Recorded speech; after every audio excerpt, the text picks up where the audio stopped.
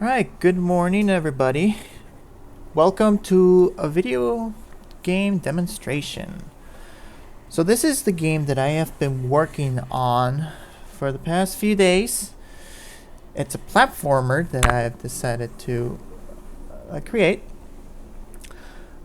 The origin of the game, it was pretty inspiring because by the time that we got this assignment, I was looking through a lot of this free source material, and then I ran into a very unique thief hero.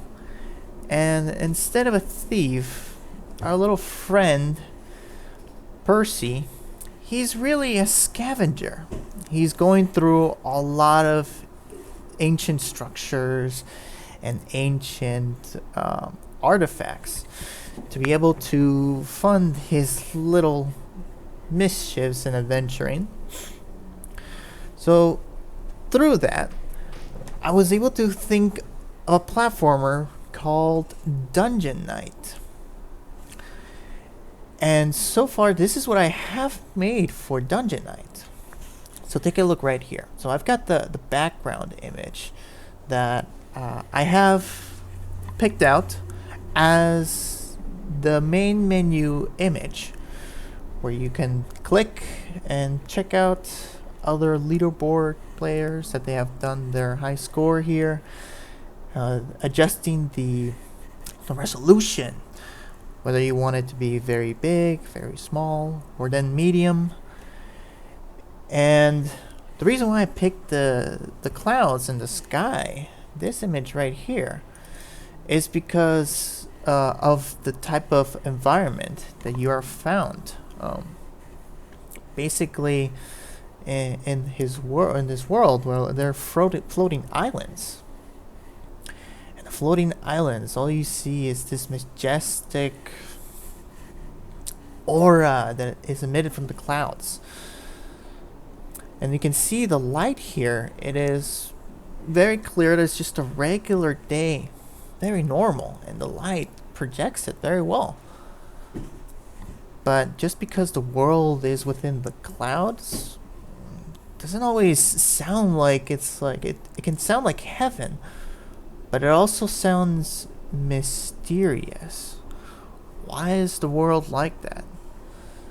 That is another reason why I picked this image, because this other portion of the image, it is very sinister. There's a dark secret that we don't know what happened to the world.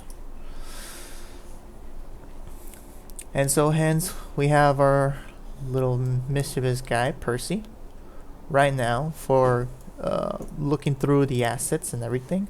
I have him declared as a wind thief. Wind thief because is basically from the original thing, which is a rogue. And I just called him a thief because he looks like a thief.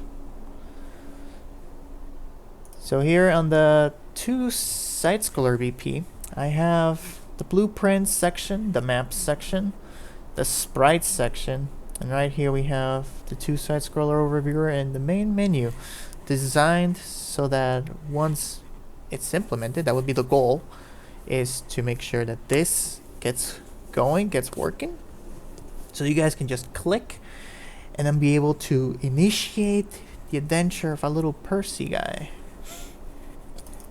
These are the collection of sprites that I was able to find in the open source.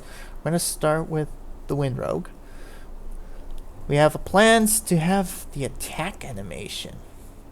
I will eventually get this going into a flip book so that you can attack the enemies that you will be finding within the world. I'm so excited about getting this going. We have him, the animation of what happens on his death. I have this one right here of the crouch. This crouch will be played once he is hit with something. Boom. I'm hit. And then we actually have the proper death animation right here. I'll show you real quick. That proper death animation. What happens when he runs out of life points? And here we have it in the form of a bar. So aside from our death, let's go into a more nicer terms. You're currently already seeing his idle animation. It's like, okay, it's a regular day. It's a just standing regularly. We also have this as his jumping animation. Kind of looks like he's flapping his arms like, I'm trying to fly. And we also have his proper movement animation. He moves his feet pretty fast. Hence he's a thief. Gotta be quick on your feet. And then here we have the different types of platforms that we have. The platform right now, it's a leafy platform, leafy ground, with a little bit of just the dirt down there. And we have the other one that's the actual details of grass right here. Right now, that's what it looks like on the platform. That's what the world will look like across. And then over here, we have our two different maps. We have one where it's right here, the regular world, overworld. And then we have the extra level, the eerie sky cave. I'll get more into detail a bit later. So I'm going to show you real quick about the blueprints.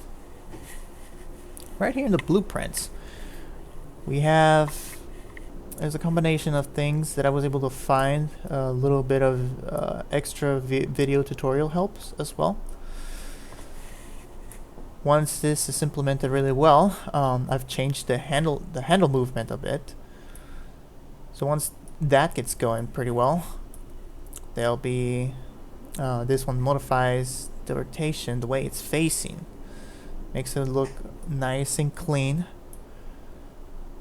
Everything else is still regularly. The add movement here, I have the world direction. I have him into a 2.0 so that he moves more faster than what he normally would. I tried it on a 1.0, and that one it takes him a bit to get across the level. I will keep adjusting accordingly. Over here, we also have the handle jump. I have this set up as well. We are doing we're using a new variable here that's called the enum states. And enum is basically there's different conditions, and what are those conditions for? And the reason why I have these conditions set up here on a state right here is so that we now have once you're above the ground, we're in a jumping state. When we're on the ground, we're just in the standing state. Once there's another state around here somewhere. The get hurt state would be right here. This whole branch right here is so that once you get hurt, what's going to happen? So once you get hurt, if you get hurt many times on the health, because we have a float variable of health, which will be reflected on the health bar. Once that goes down to 0, our Percy is going to be in a dead state. Once that happens, we cannot move the character at all. That means you're dead. But if that's not true, we still have life left, and we get him into a hit state, which will cause him to hop and then be able to go back to normal, and then it's gonna do a little blink scenario that's gonna kick in, and that's to signify that he's been hurt. And this right here, this is the update animation. I switched around the already provided animation handler to something to look more of a state switch, a switch scenario basically. So this is the current state, goes in here, and it has the entire list of states, including just regular standing. We also have the running, the jumping, the crouch, the getting hit, and then here's the death one. This is so that it flows thoroughly. Once I get this going, it will go through all of these states eventually. Makes it look neater when it comes to animation. And this is where we have the HUD of the health bar. It will always keep updating, and it'll be on the viewport of the game. Oops, sorry about that.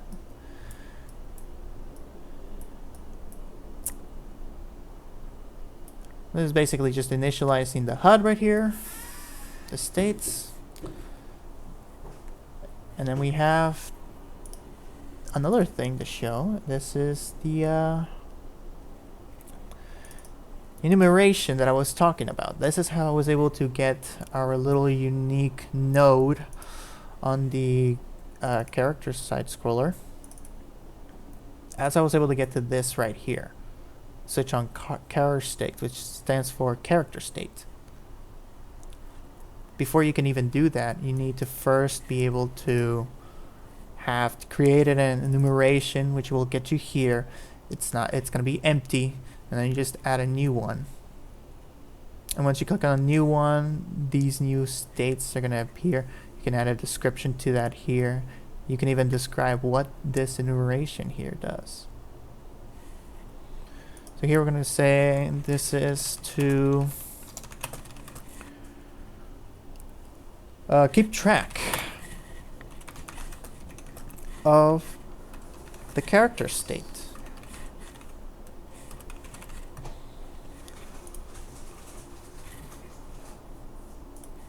Go ahead and save that.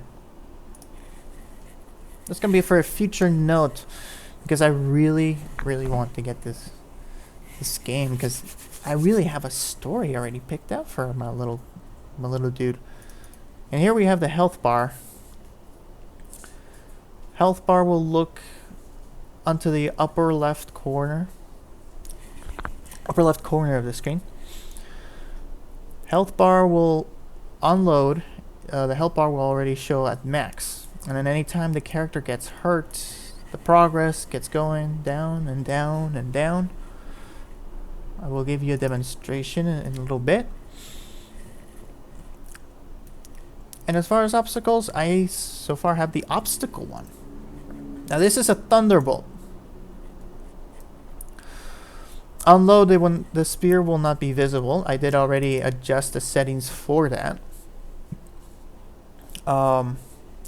This is what I have set up for the testing, to make sure that once the character gets hit, he gets hurt.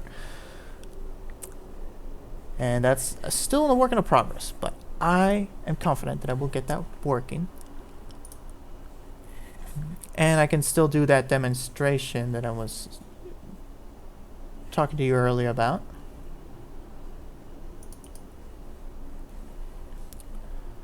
So here we go in the viewport. So over here, the rendering. Once I hit this rendering button, I hit it to false. So that way this sphere doesn't show up. So once you get hit, you will get hit by the thunderbolt and not by the sphere.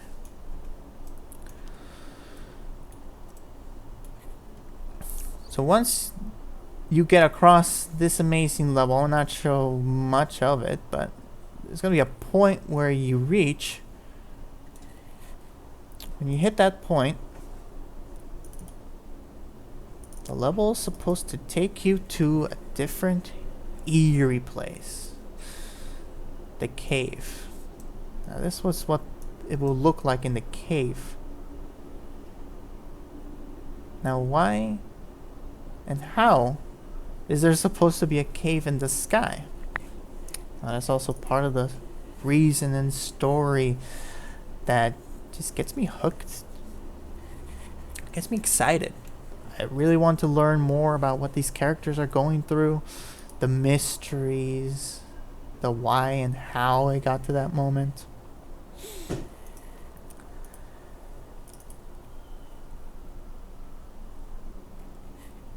And then here I'll give you a real quick look right here. Here's the title, and here are the buttons associated with the title screen. There's a big milestone goal to then be able to get these into the viewpoint, so that way you're able to click on them and then one of them be able to play the game, of course.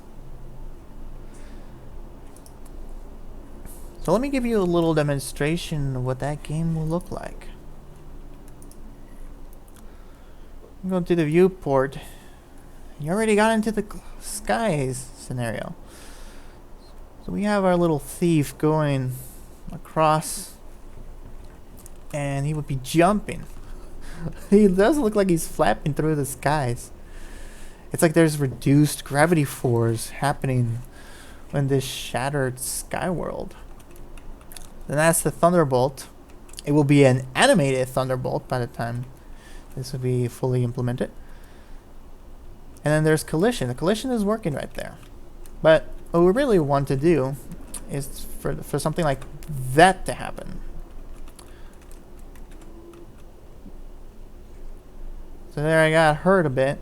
So then once you hit it, boom. Oh god. That's what it's supposed to do. Now the double jump scenario is also, for future reference, it's going to be implemented as a power-up that you get for the character. And then there, you saw that I was falling through to the doom of the character. And then you saw that the health bar actually went down to 0. Now you did notice that the many times I got hurt,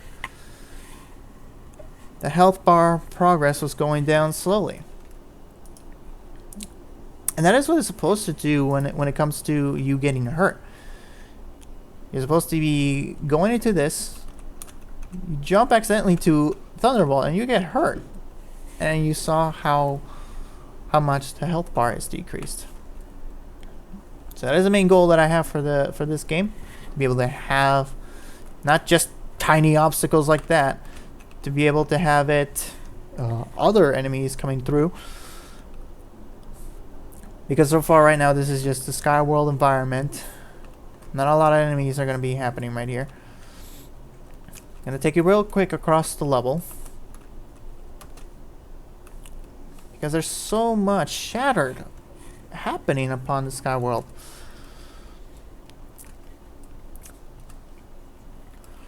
Percy's still roaming around the sky worlds,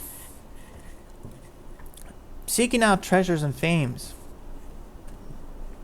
It's pretty much inspired by a game that was called Skydrift. Skydrift is a strategy game, also involved with the fact that the lands are fractured themselves and they're floating islands.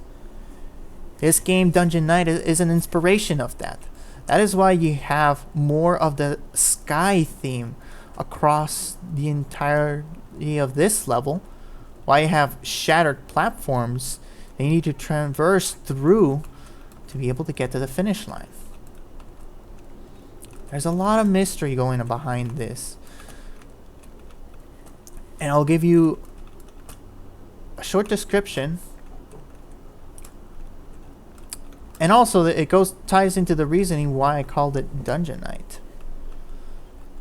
So we're up here on top. Once you are able to traverse through the obstacles of all the enemies and the little sparks of thunder that are going down from the sky, because this is a sky world. It can become unstable even in the sky. You never know when you're going to get hit by a thunderbolt. So once you arrive to the mountains over here, you get teleport. You actually get into this world. You're zapped into this world. That right there, the mountain, it signifies the transition that he discovered it. He goes to it, and it's like the entire mountain itself is going into a different place. into a different time, because the background shows you that the sky, it takes you to a night, the other side of the world essentially. That's why the moon is up here, and that's why it's eerie in the background as well. Right here in these double structures, you'll eventually meet a person or someone that is known as a dungeon knight. And the dungeon knight, they're basically guardians. Guardians of a sacred relics and temple. Now, he is called a dungeon knight. But eventually, through the story, you learn that there are many other dungeon knights. He's not just the dungeon knight. There are several of them. And then Percy gets massive question marks, like, a dungeon knight. Now this looks like the first of many dungeons. This arena right here will be the first boss fight that you will run into. But then there are more of him. Why are there more of him? Is it also tied to the mystery of why the islands are shattered? It gets him a lot more curious, and then he starts to go roaming around the world, finding out the truth as to why the world is shattered in the first place.